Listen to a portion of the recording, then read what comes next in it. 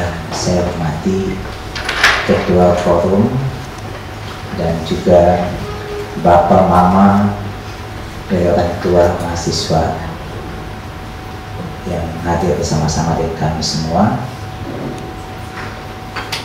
Pertama-tama saya mengajak kita semua untuk panjatkan puji dan syukur kehadirat Tuhan, karena pertolongan Tuhan hari ini kita masih ada di sini dan dalam keadaan sehat.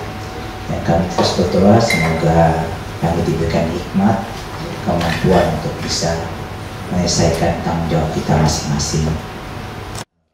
Kesulitan beasiswa, orang tua mahasiswa luar negeri bertemu Komisi 5 DPR Papua bidang pendidikan, dan orang tua minta DPR Papua untuk mengecek sumber hambatan aliran dana, mengingat banyak mahasiswa yang terancam drop out atau DO dari perkuliahan dan terancam dikeluarkan dari tempat tinggal. Dan pertemuan itu berlangsung di ruang rapat DPR Papua, Jayapura baru-baru ini. Terkait kesulitan beasiswa luar negeri yang terancam drop out dari kampus serta terancam dikeluarkan dari tempat tinggal, maka berikut ini fokus diskusi antar orang tua dengan Komisi 5 DPR Papua di ruang rapat. Saya dan Pak Wakil dan para anggota memaksakan untuk menggunakan dana cadangan. Dana cadangan itu adalah dana cadangannya Papua yang kita simpan di bank, itu adalah dana abadi yang sesungguhnya tidak boleh kita pakai. Kita paksakan dan kita keluarkan 300 miliar karena saat itu BPSDM menyampaikan ke kami, ya, ketemu saya dan kami rapat bangga, beliau sampaikan bahwa membutuhkan 580 miliar kalau saya nggak salah ingat, ya. Waktu itu kami pemerintah provinsi hanya menyiapkan uang 230-an, sehingga dengan kebijakan kita dana cadangan itu kita pakai, itu kita merubah perda. Intinya bahasa singkatnya begini, kalau untuk yang sampai tahun 2022 terhadap alasan itu pemerintah provinsi tidak bayar. Intinya karena uangnya ada dan harus berbayar. Makanya kita juga heran kenapa 122 miliar itu baru bayar sekarang, kenapa tidak dari kemarin. Nah, sudah ini kita tidak perlu berpolemik untuk cari-cari salah di siapa benar dan siapa salah. Perlu saya sampaikan bahwa persoalan beasiswa ini bukanlah persoalan yang baru. Persoalan ini sudah sering terjadi sejak tahun 2019. Persoalan yang dominan itu adalah keterlambatan pembayaran biaya hidup maupun biaya kuliah atau biaya pendidikan dari anak-anak kami. Ada kesepakatan bersama antara kami pimpinan DPR, eksekutif, ya, PJ, PLH, dan juga dengan para PJ-PJ yang ada di Provinsi Pemekaran dan Menteri Keuangan, Menteri Dalam Negeri, kita sepakati bahwa 2023 akan dibagikan ke milik tanggung jawab di provinsi baru. Nah, jadi nanti kalau ada yang menyampaikan, saya saat ini anak saya itu broker KTP apa ya yang mau dibayarkan ada di tahun berapa, ya. Kayak kami mencatatnya lebih gampang. Kemendagri mengambil inisiatif untuk menyelesaikan masalah ini karena Kemendagri cross check juga ke kabupaten kota. Kenapa tidak mengurus anak-anak itu? Mereka bilang bagaimana mengurus data tidak ada, Bapak. Kita mau bayar pakai apa, tidak ada data untuk menghitung uang. Ini saya bicara Bapak supaya kita tahu masalah yang sebenarnya tentang BPSDM ini. Dari awal tahun 2023 saya sudah tidak menerima uang saku. Kita semua sengsara Bapak. Kita capek, kita bingung mau prioritaskan yang mana. Kita bingung mau kerja atau mau belajar sebenarnya. Kita sudah berusaha keras sekali untuk bawa nama Papua sampai ke luar negeri. Kita sudah berusaha keras untuk nilai bagus, tapi yang kita dapat, kita harus tunggu lagi. Kita harus kerja banting tulang dari pagi sampai malam. Kita bingung mau kerja dari Senin sampai Jumat, mau bagi waktu kerja dan kelas itu bagaimana? Kita sama sekali bingung Bapak.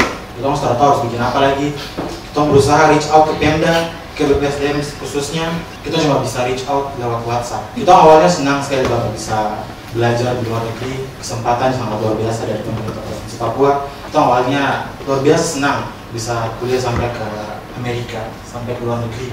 Di 1-2 tahun kemudian kita merasa dia punya dusta. Padahal tanah ini kasih makan banyak orang. Tanah Papua punya tambang, tanah Papua punya minyak. Kenapa di petani sendiri kita susah? Ini bukan buat orang lain Bapak. Ini buat kita. Dan Otsus itu buat anak-anak Papua. Tapi kenapa kita susah Bapak? 2022. Iya. Sekarang beasiswa bayar sendiri. Iya Bapak. Ya, tidak pernah terima pembiayaan sama sekali. Tidak pernah sama BPSDM pernah hubungin adik? Tidak pernah Bapak. Bapak izin, saya ada di sini dengan orang tua. Pak, masalahnya banyak. Saya usul Pak, DPR segera mendesak BPSDM Papua untuk melakukan proses verifikasi dan validasi data. Saya sudah laporkan ke Ibu Asisten 2 pada hari Kamis. Harus ada surat satu keluar dulu untuk cari mereka. Sebab kalau mereka sudah deportasi Pak, butuh 10 sampai 16 tahun lagi mereka di luar negeri untuk bisa kembali ke negara yang lain. Pembiayaan untuk tahun 2023 ini sudah jadi hutang juga, karena ini sudah bulan Juni, Januari sampai sekarang belum bayar. Kita sekarang berada di posisi kritis. Saya mau bilang bahwa BPSDM ini kita akan bubarkan. Sebelum kita bubarkan, kita akan minta pertanggungjawaban mereka. Ya? Ini langkah-langkah yang tidak benar. Kalau ada data-data fiktif di situ, ya, tadi ada nama yang namanya iya, nomor rekeningnya beda, uangnya tidak pernah terima, dan juga begitu banyak anak-anak kita yang menjadi masalah. Selama yang di Jakarta itu apa dibuat? Apakah kuliah ataukah cuma belajar bahasa?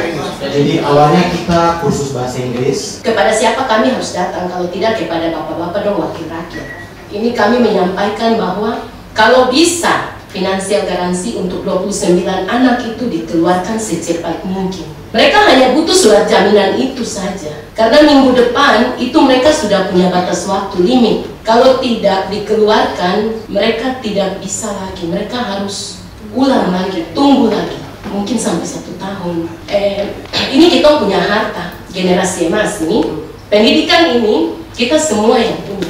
Negara itu dia maju kalau pendidikan itu maju, kesehatan itu maju. Kualitas manusia, kita bangun gedung besar-besar, infrastruktur besar, tapi kalau tidak ada kualitas percuma. Karena kita minta, ya kalau hari ini mau kasih ke kabupaten kota kita ragukan karena data tadi. Data ini Pak Reba kita sudah tahu, data tidak benar. Hari ini bicara lain, belum lagi di antara internal mereka. Kita sadar yang Pak Ketua ini menanyakan di dalam ruangan ini, Kepala Badan Keuangan duduk di sebelah situ. Yang bayar ini sebenarnya siapa? Karena selama ini BPSDM bilang, kita cuma siap data, yang bayar ke Badan Keuangan. Di muka kita Kepala Badan Keuangan bilang tidak, uang kita kasih ke BPSDM. BPSDM yang bayar. Iya. Kalau kursi ini bisa bicara, kursi ini mengatur. Iya betul. Jadi seperti itu. Kembali, ini lembaga atau apa ini? Dinas apa yang nggak bisa kerja? Pembiayaan untuk tahun 2023 ini sudah jadi hutang juga, karena ini sudah bulan Juni, Januari sampai sekarang belum bayar. Kita sekarang berada di posisi kritis. Minggu depan tidak ada realisasi, anak-anak boleh tikar dari Jawa pulang, di Amerika dan di luar negeri juga akan pulang. Saya sudah teriak ini dari bulan Maret, tapi sampai hari ini belum ada apa-apa. Harus ada surat satu keluar dulu untuk cari mereka. Sebab kalau mereka sudah deportasi Pak, butuh 10 sampai 16 tahun lagi mereka di luar negeri untuk bisa kembali ke negara yang lain. 122 miliar sekian itu tidak ditransfer oleh pemerintah pusat ke Provinsi Papua. Itu adalah murni APBD Provinsi Papua yang dipakai untuk membiayai. Kalau mereka transfer ke sini, dasar membayar pakai apa? Oh, APBD perubahan belum disahkan oleh kita, bagaimana bisa dibayarkan? Dan sumber uang dari mana? Di PMK itu tidak ada transfer itu. Apakah Ibu Menteri sangat baik hati mentransfer di luar PMK? Makanya ubah PMK itu yang tidak benar. Tidak melihat kondisi Papua dengan baik. Membuat kebijakan tanpa melihat kondisi Papua. Sekali lagi, uang 122 miliar itu adalah uang yang sesungguhnya, menurut saya, itu adalah milik pemerintah Provinsi Papua di tahun 2023 yang harus membiayai anak-anak mahasiswa kita yang dari Januari, Februari, Maret, April. Tapi nyatanya hari ini uang itu sudah dipakai untuk menutup hutang 122 itu di 22. Maka Januari, Februari, Maret, April pasti nggak ada uang membiayai kalau tidak menunggu APBD perubahan. Maka saya sampaikan bahwa kami siap memberikan izin prinsip mendahului APBD perubahan untuk membayarkan beasiswa yang tertunggak di Januari, Februari, Maret. Komisi 5 DPR Papua bidang pendidikan untuk segera mengecek sumber hambatan aliran dana beasiswa luar negeri. Komisi 5 DPR Papua diminta lakukan pertemuan dengan pemerintah daerah provinsi dan kabupaten untuk pertanggungjawaban dana beasiswa. Komisi 5 DPR Papua diminta lakukan pertemuan dengan BPSDM Provinsi Papua dan minta buka data beasiswa mahasiswa luar negeri. Dari Jayapura, Papua, Torip Fred, Papua TV, melaporkan.